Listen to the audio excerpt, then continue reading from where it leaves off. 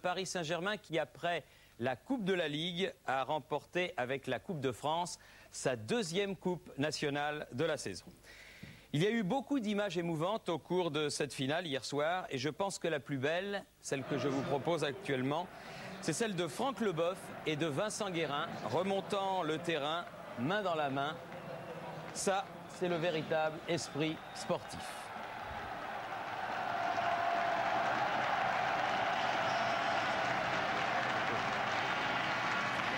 On va revenir sur cette finale avec nos invités réunis autour du président de la fédération, Claude Simonet, autrement dit avec les joueurs du Paris Saint-Germain et leurs dirigeants.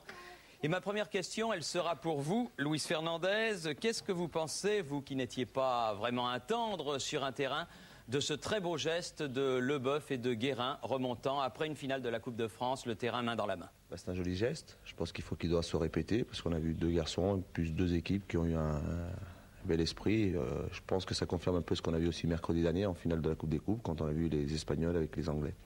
Ça doit continuer. Michel Denisot, vous, hier soir, malheureusement, vous ne pouviez donner la main à personne. Hein. Ah si, la preuve, tout va bien. Ça s'est bien passé, belle soirée. Oui, c'est une très très belle soirée. C'est un plaisir particulier que de gagner la Coupe de France. Ça fait la deuxième fois qu'on connaît ça en 2 ans. Et c'est vrai que cette saison, on avait demandé beaucoup aux joueurs. C'était un pari un peu fou de demander à Luis et à toute l'équipe de jouer sur tous les tableaux. Et je crois que le bilan est exceptionnel.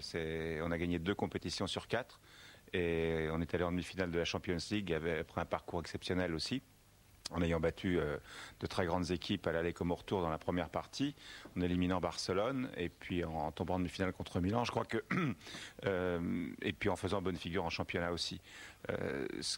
Je voudrais moi dire merci tout de suite à tous ceux qui sont avec nous depuis 4 ans, 3 ans, 2 ans ou même simplement depuis 1 an, de nous avoir permis de construire le PSG tel qu'il est aujourd'hui, d'avoir pouvoir inscrire 3 lignes au palmarès en 3 ans, c'est formidable. 4 lignes même, 4 lignes. Ouais. Alors Bernard Brochand est avec nous, c'est l'un des présidents historiques du PSG, il est là depuis la fondation, depuis 1972. Une première période difficile. Oui, une première période extrêmement difficile. Je crois que les 2 équipes étaient contractées. Je crois que l'enjeu du match était très important. Et c'est vrai que nous aussi, dirigeants, on était très contractés. Moi, le premier, parce que je me trouvais à côté de Philippe Seguin. Et d'habitude, j'ai l'habitude d'extérioriser un peu. Ah oui, et là, c'était très difficile. Donc, je me suis retenu pendant cette première mi-temps. Je dois dire que j'ai beaucoup souffert. Et après, heureusement, deuxième mi-temps, tout est devenu bien meilleur.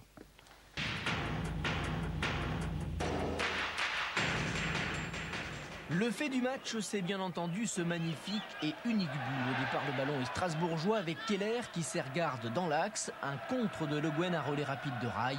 La suite se passe de commentaires. Les Strasbourgeois auront donc payé au prix fort cette erreur défensive. Tentative d'explication avec Rémi Garde. Je reçois un ballon à la limite des 18 mètres. Je ne m'attends pas forcément à recevoir la balle puisqu'on est dans une situation où Paris Saint-Germain est un peu en train de nous presser. Je la reçois de haut but et le temps que je me retourne et que j'essaie de trouver un coéquipier, je me fais contrer par un Parisien. Et voilà. La première réaction, c'est de culpabiliser puisque forcément je suis mis en cause directement dans ce but. Maintenant, c'est le football, hein, c'est comme ça. Je vais pas inventer une phrase pour essayer de me dégager de cette situation. Je suis terriblement déçu ce soir pour tous les autres joueurs, pour moi, pour l'ensemble du club, des supporters. Et puis il va falloir relever la tête, c'est la vie. Marc Keller, l'auteur de la relance dans l'axe, assume lui aussi. Garde Keller, c'est par ces 2 exemples de professionnalisme qu'est arrivé le malheur. Mais Strasbourg leur doit trop de choses pour leur en vouloir aujourd'hui. L'esprit était bon.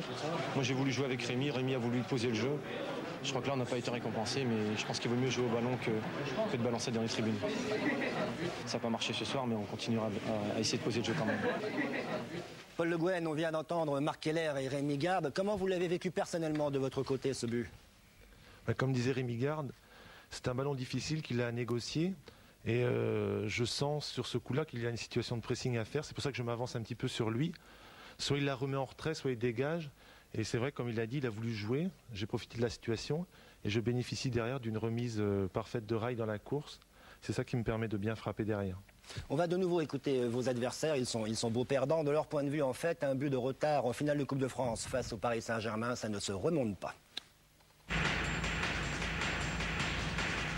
il nous a manqué dans une relance un petit peu de concentration qui a fait qu'on a offert à Paris une occasion et on sait que les Parisiens n'ont pas besoin de 2 occasions pour gagner un match. Il faut féliciter les Parisiens, ils ont su prendre l'avantage quand il a fallu, ils n'ont pas eu énormément d'occasions. Il y a un stade qui est beau, qui est partagé entre Strasbourg et Paris, donc c'était quelque chose de fort. Maintenant le résultat part de lui-même, on a perdu 1-0, on est triste, mais c'est comme ça, c'est le football. Alors David Ginola est avec nous, David qui est venu en famille avec le petit Andrea. On va voir une séquence dans quelques secondes. David, nous l'avons intitulée Les adieux, point d'interrogation. Je vais laisser répondre le petit, répondant sûrement mieux que moi. Bon, on va voir ce match que vous avez fait hier soir sur la pelouse du Parc des Princes. C'est vrai que depuis que vous êtes arrivé au PSG il y a 4 ans, vous avez tout gagné, David, un titre de champion, 2 Coupes de France. Ça, c'était la première occasion avec ce tir arrêté par Wenzel.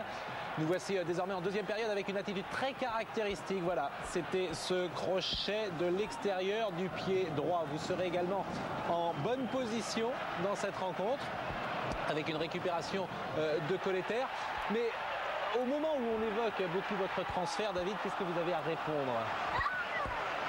Mais que c'est la vie, je crois qu'il y a des moments qui s'écrivent comme hier soir, comme depuis 3 ans on écrit de grands moments au Paris Saint-Germain.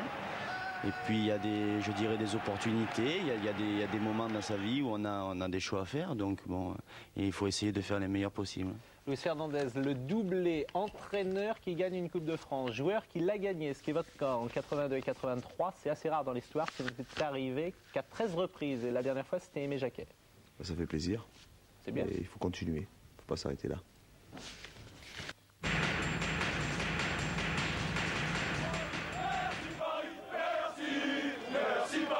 23h, les Champs-Élysées sont envahis par les supporters du PSG. Cette victoire sera fêtée comme il se doit par le public parisien. Ivre de bonheur, les supporters se regroupent devant le Fouquet's avec les joueurs. La nuit ne fait que commencer. Minuit, dîner en famille pour le PSG. Ambiance cool et décontractée. Ambiance plutôt style créole à l'hôtel Nico, où les Strasbourgeois ont choisi de dîner. 1h du matin de l'autre côté de la Seine, les Parisiens vont terminer leur soirée au Nils. Le champagne coule à flot pour cette 4e Coupe de France.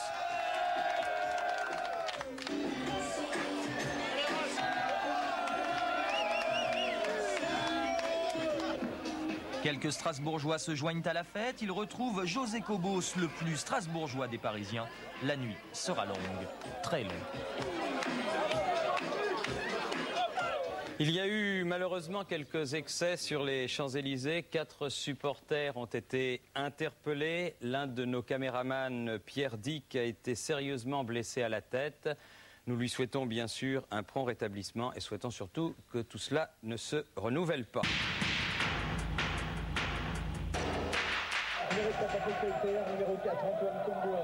Symphonie en gris à Strasbourg.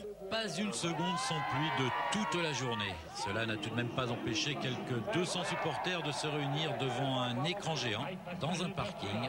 Question d'ambiance, sans doute. Les rues de Strasbourg étaient désertes. Les autres, tous les autres, étaient restés confortablement installés devant un poste de télévision, chez eux ou dans un bar.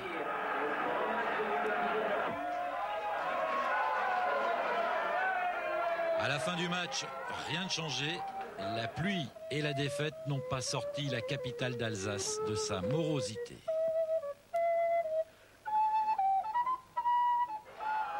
Les seuls qui avaient le cœur à faire la fête, et c'est bien normal, étaient ces Parisiens de passage.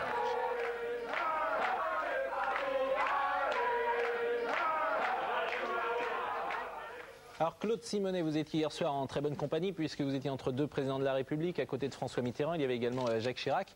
Est-ce qu'on peut avoir une petite confidence? Je vous ai vu beaucoup parler avec François Mitterrand.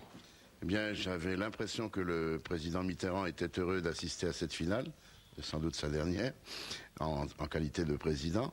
Et je crois que l'on peut dire que le président Mitterrand aimait beaucoup le football. Il avait une bonne connaissance des équipes en présence.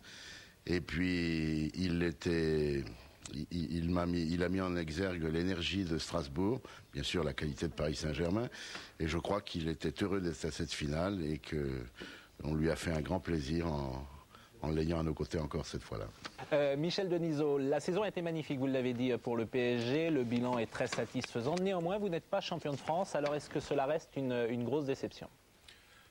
On était champion sortant, l'une des ambitions c'était d'être champion de France. C'est vrai qu'en jouant sur 4 tableaux c'était un pari fou et je l'ai dit en début d'émission, ce que les joueurs ont réalisé c'est exceptionnel.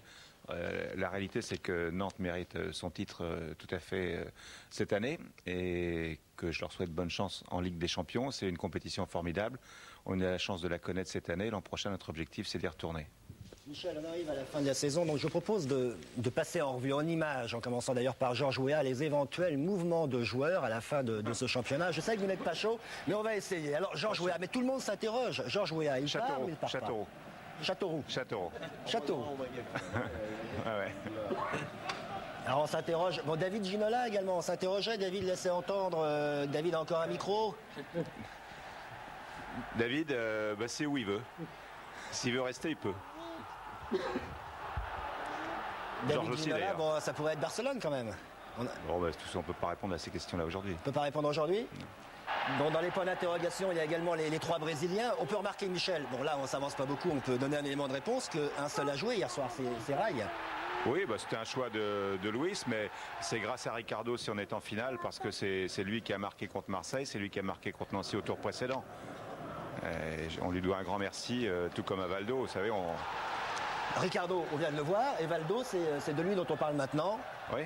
On peut repartir, enfin le Paris Saint-Germain. Tout le monde est sous contrat au PSG, il n'y a aucun joueur libre, donc on peut très bien redémarrer avec la même équipe, ce ne sera sûrement pas le cas, je ne vais pas vous raconter des histoires, mais alors qu'il est, il n'y a aucune décision qui est prise, j'en ai pas encore discuté avec Louis, et c'est la réalité, et on va commencer à en parler cette semaine. Il faut d'abord bien terminer le championnat. Alors continuer de faire plaisir à notre public. Oui, je vois tout ce que vous montrez. Alors aidez-nous. N'Goti, ça paraît sérieux. 42 également. Vous savez, les choses, soit elles sont faites, soit elles ne sont pas faites. Et là, il n'y a rien de fait. C'est comme les élections, on est élu, on n'est pas élu. La Coupe de France, on la gagne, on la gagne pas. Pour l'instant, il n'y a rien de fait. Tout ce que vous lisez dans les journaux, c'est 80% de pipeaux.